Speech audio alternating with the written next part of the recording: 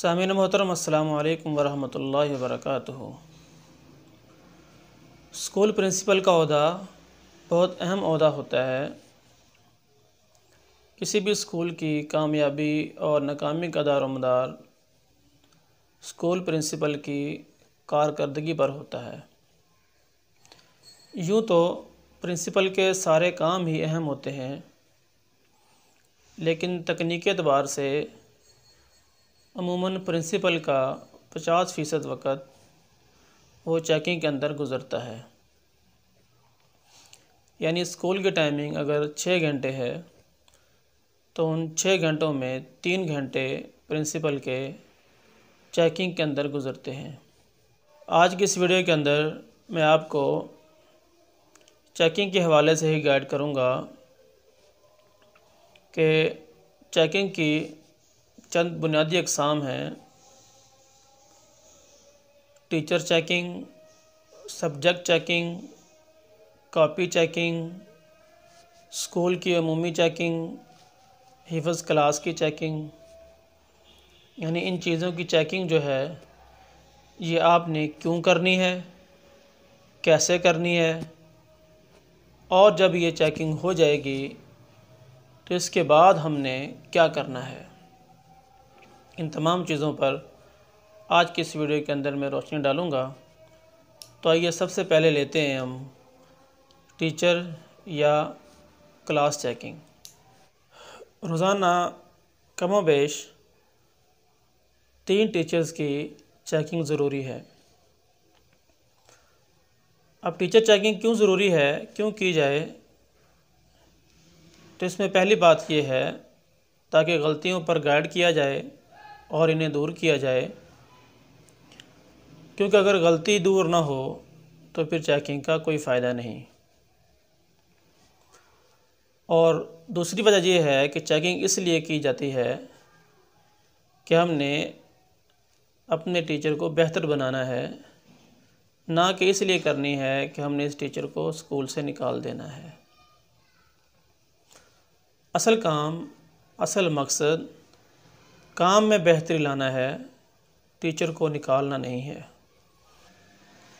तो नई टीचर या ऐसी टीचर जिसको आपने कोई नया सब्जेक्ट दिया है तो कोशिश करें सबसे पहले उसकी चेकिंग करें। तो उसकी चेकिंग तकरीबन 1 हफ़्ते के अंदर अंदर लाजमी हो जानी चाहिए। तो अब सवाल ये है कि ये टीचर चेकिंग कैसे की जाए। तो उसके लिए आप एक सादा पेज लें और उसके ऊपर एक चेक लिस्ट बनाएं जिसमें आप लिखें नंबर शुमार और उसके बाद टीचर का नाम और उसके बाद उस बच्चे का नाम लिखें कि जिसकी आपने चेकिंग की है, और उसके बाद उस सब्जेक्ट का नाम लिखें जिसको आपने चेक किया है। फिर आगे 2 खाने और बनाएं कि जिनके अंदर आप खूबियाँ और ख़ामियाँ तहरीर करेंगे। तो इस तरह से आप एक चेक लिस्ट बनाकर बहुत आसानी के साथ आप एक क्लास को चेक कर सकते हैं। इसी तरह टीचर की कारकर्दगी के लिहाज से आप अपनी टीचर्स के ग्रुप बना लें। मसलन आपके पास 9 टीचर्स हैं तो आपकी 3 टीचर्स ऐसी हैं जो आपको लगता है कि वो A+ ग्रुप के अंदर हैं, यानी वो बहुत अच्छा काम करवा रही हैं और उनसे आप मुकम्मल तौर पर राज़ी हैं। ऐसे ही बाकी 3 को लें कि जिनके बारे में आपको लगता हो कि ये काम तो अच्छा करवा रही हैं लेकिन इनमें कोई इक्का दुक्का ख़ामी है।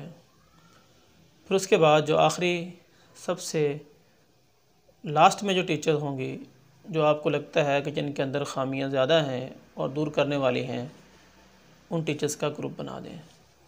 यानी इस तरह से आप अपनी टीचर्स की ग्रुप बंदी करें और कोशिश करें कि आपके स्कूल में जितनी भी टीचर्स हों उनको आपने A+ तक लेकर आना है।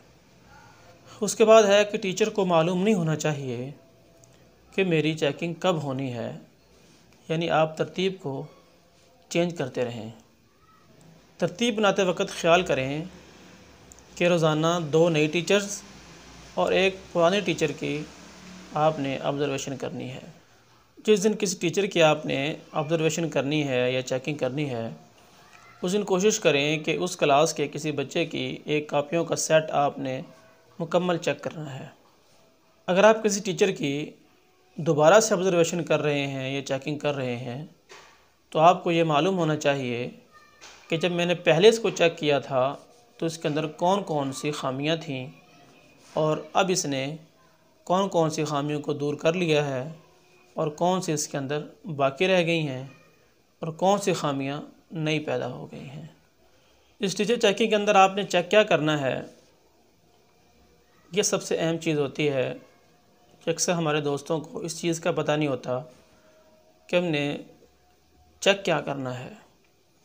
तो उसमें सबसे पहले हमने लेसन प्लान चेक करना है कि आया ये दुरुस्त बना हुआ है।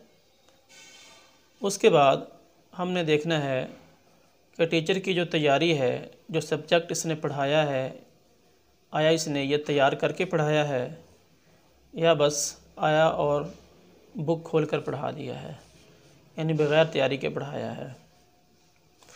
तीसरी चीज़ हमने चेक ये करनी है कि इसका क्लास पर कंट्रोल कैसा है, कि क्लास में अगर बच्चे बैठे हुए हैं तो वो किस तरह से बैठे हुए हैं, शोर शराबा तो नहीं हो रहा, सीधे बैठे हुए हैं, जो डेस्क हैं उनकी तरतीब ठीक है, यानी हर लिहाज से हमने उसका क्लास पर कंट्रोल चेक करना है। उसके बाद जो पीछे होमवर्क दिया है या जो जायज़ा है उसको हमने चेक करना है कि आया वो होमवर्क ठीक हुआ है और उसकी चेकिंग भी ठीक हुई है।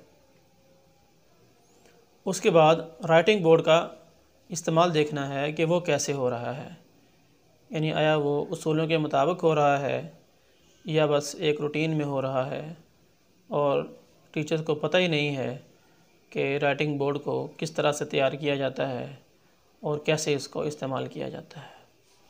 उसके बाद देखना है कि तुलबा की सबक के अंदर शिरकत कितनी है, यानी हाज़िरी कितनी है। ज़ाहिर है जो उस्ताद अच्छा होता है, जिसके साथ बच्चे मानूस होते हैं और जो पढ़ाने में काबिल होता है, जिसकी बच्चों के साथ अच्छी मुनासबत होती है, उस क्लास के बच्चे गैर हाज़िरियाँ बहुत कम करते हैं। तो अगर आप देखते हैं कि आपकी इस टीचर के क्लासरूम के अंदर बच्चे ज़्यादा गैर हाज़िर रहते हैं, तो ये भी सोचने की बात है कि इसकी आया वजह क्या है। तो ये चीज़ भी चेक करनी है कि हाज़िरी जो है वो इस क्लास के अंदर कितनी है। उसके बाद इनफ़रादी तवज्जो देखनी है कि इस टीचर की बच्चों पर इनफ़रादी तवज्जो कितनी है, यानी जो बच्चे कमज़ोर हैं उन पर तवज्जो कितनी दी जा रही है। उसके बाद ये देखना है कि अगर स्कूल इंग्लिश मीडियम है और जिसके अंदर इंग्लिश बोली जा रही है, बच्चों के साथ इंग्लिश बोली जा रही है, तो आपकी जो टीचर है वो अपनी लैंग्वेज कैसे इस्तेमाल कर रही है, यानी इंग्लिश स्पोकिंग जो है वो उसकी कैसी है। उसके बाद बच्चों की तफ़हीम देखनी है कि टीचर जो पढ़ा रही है उसमें बच्चों की तफ़हीम कितनी है, यानी बच्चों को कितनी बात समझ में आ रही है, अल्फाज का जो इस्तेमाल है वो आसान है या मुश्किल है। और इसी तरह देखना है कि टीचर के पढ़ाने का अंदाज़ कैसा है, यानी एक सादा अंदाज़ है या पुरजोश अंदाज़ है, या बच्चों को साथ लेकर चल रही है, या बस पढ़ाई जा रही है और बच्चे हूँ हाँ कर रहे हैं और बच्चों को किसी को समझ आ रहा है किसी को नहीं आ रहा। तो इस चीज़ को भी आपने नोट करना है। उसके बाद देखना है कि कॉपी वर्क कैसा है, इन टीचर ने अगर बच्चों को कॉपी पर वर्क करवाया है, काम करवाया है, तो वो काम कैसे करवाया है, और फिर अगर कॉपी का काम चेक किया गया है तो उस काम को किस तरह से चेक किया गया है, आया उसकी गलतियां निकाल दी गई हैं, और उन गलतियों को निकाल देना काफ़ी नहीं होता बल्कि उनकी दुरुस्ती भी ज़रूरी है। तो देखना ये है कि आया गलतियां भी निकाल दी हैं और उनकी दुरुस्तगी हो गई है या नहीं हुई है। इस तरह से होमवर्क जो डायरी है वो आपने चेक करनी है कि आया रोज़ाना लिखी जा रही है, ये बच्चा रोज़ाना लिख रहा है और उस पर रोज़ाना बच्चे के वालिदैन के और टीचर के दस्तखत मौजूद हैं या नहीं है। और इस तरह आखिर में आपने कोई अखलाकी तरबियत के मामले में बच्चों को चेक कर लेना है कि बच्चों की अखलाकी तरबियत जो हो रही है उस हवाले से वो टीचर क्या काम करवा रही है। तो ये चंद चीज़ें हैं जो आपने एक टीचर की ऑब्जर्वेशन करते हुए चेक करनी है। उसके बाद है सब्जेक्ट चेकिंग। सब्जेक्ट चेकिंग क्यों ज़रूरी है? उसकी वजह यह है कि हर मज़मून का रिज़ल्ट बच्चे की मजमूई कारकर्दगी पर असरअंदाज होता है। मसलन अगर बच्चे के 6 मज़मून हैं और उनमें से 5 मज़मून अच्छे पढ़ाए जा रहे हैं, तो इस हवाले से उन 5 मज़मून में बच्चा लायक है और अच्छे नंबर ले रहा है, लेकिन उनका एक मज़मून ऐसा है कि जिसके अंदर उसको कमज़ोर टीचर मिला है या उसकी उस मज़मून के अंदर तवज्जो नहीं है या उसको गैर अहम समझा गया है। जैसे आजकल आम तौर पर जो साइंस सब्जेक्ट होते हैं उन पर तवज्जो होती है, बायो, केमिस्ट्री, फ़िज़िक्स और इस तरह से मैथ वगैरह, और इस्लामियात, उर्दू, ऐसे जो सब्जेक्ट होते हैं इनको इग्नोर किया जाता है और इन्हीं सब्जेक्ट के अंदर बच्चों के नंबर कम होते हैं और इसी कमी की वजह से बच्चे का जो मजमूई रिज़ल्ट होता है वो कमज़ोर हो जाता है। तो इसलिए हर सब्जेक्ट की चेकिंग ये ज़रूरी है, ख़्वाह वो सब्जेक्ट कोई भी हो। और दूसरी चीज़ ये भी देखनी होती है कि बच्चे का कोर्स बर वक्त मुकम्मल हो रहा है या नहीं हो रहा। यानी अगर 6 माह बाकी हैं तो उन 6 माह के अंदर उस सब्जेक्ट को कैसे लेकर चला जाए और रोज़ाना की बुनियाद पर कितना पढ़ाया जाए कि वो सब्जेक्ट मुकम्मल हो जाए। तो आया इस क्लास में जो ये सब्जेक्ट पढ़ाया जा रहा है, क्या इसकी रफ़्तार इतनी है कि ये इन 6 माह के अंदर मुकम्मल हो जाए? तो इस चीज़ को भी हमने चेक करना है। ऐसे ही ये भी मालूम हो जाएगा कि जो लेसन प्लान किया गया है, आया ये बुक या जो सब्जेक्ट है ये उसके मुताबिक चल रहा है या उससे पीछे है या आगे है। तो ये चीज़ भी इसके अंदर चेक हो जाएगी। अब इसमें क्या चीज़ चेक की जाए? पहले तो ये हमने समझा कि चेक करना क्यों ज़रूरी है। अब हमने ये देखना है कि इसमें क्या चेक किया जाए। तो देखना ये है कि क्या मज़मून लेसन प्लानिंग के मुताबिक चल रहा है या आगे पीछे है। क्या ये जो मज़मून पढ़ाया जा रहा है, जो सब्जेक्ट पढ़ाया जा रहा है, आया ये बोर्ड पैटर्न के मुताबिक पढ़ाया जा रहा है। ख़ासकर 9th और 10th में ये चीज़ें देखनी होती हैं। उसके बाद देखना है कि क्या इस सब्जेक्ट की जो ज़रूरियात हैं वो पूरी हो रही हैं या नहीं हो रही। मसलन इंग्लिश है, उसमें देखना है कि reading, grammar, composition, speaking, writing और डिक्टेशन वगैरह ये सारी चीज़ें मुकम्मल हो रही हैं या नहीं हो रही। यानी इन सब का काम तरतीब के साथ हो रहा है या नहीं हो रहा। और ये चीज़ चेक करनी है कि टीचर ने अहम चीज़ें छोड़ तो नहीं दी और गैर अहम चीज़ें तो नहीं पढ़ा दी।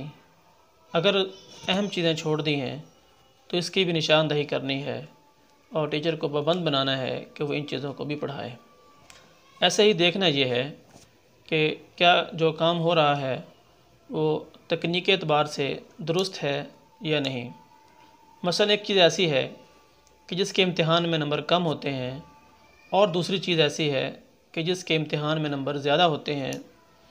तो एक ऐसी चीज़ जिसके इम्तिहान में नंबर कम हों, जैसे शेर की तशरीह वगैरह, तो उस पर ज़्यादा वक्त तो नहीं कहीं दिया जा रहा, और ऐसी चीज़ कि जिसके इम्तिहान में नंबर ज़्यादा हैं उसको कहीं इग्नोर तो नहीं किया जा रहा।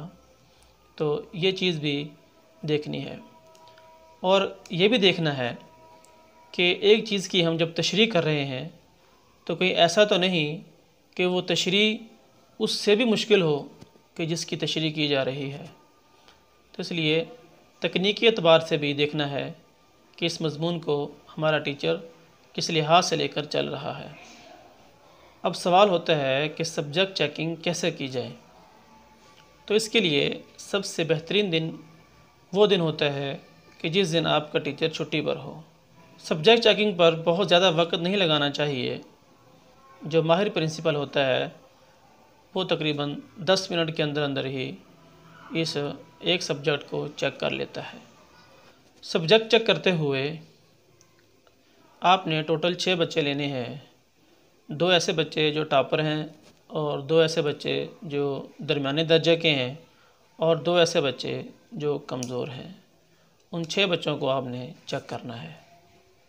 और बेहतर होगा कि जब आप किसी सब्जेक्ट को चेक कर रहे हों तो उस सब्जेक्ट के किसी माहिर टीचर को भी अपने साथ बिठा लिया जाए।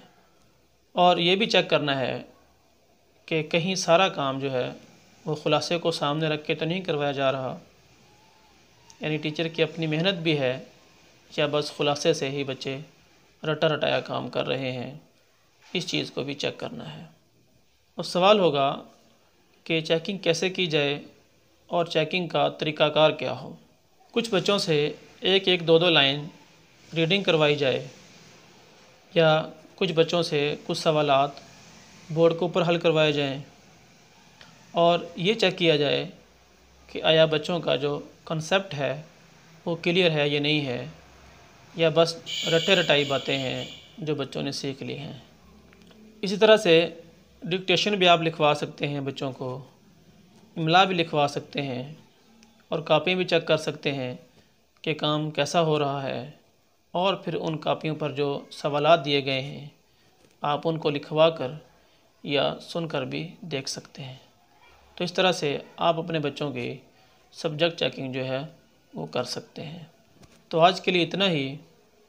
इंशाअल्लाह इसके बाद जो 3 किस्में बची हैं वो नेक्स्ट वीडियो के अंदर मैं अर्ज़ करूँगा। वस्सलाम, अल्लाह हाफ़िज़।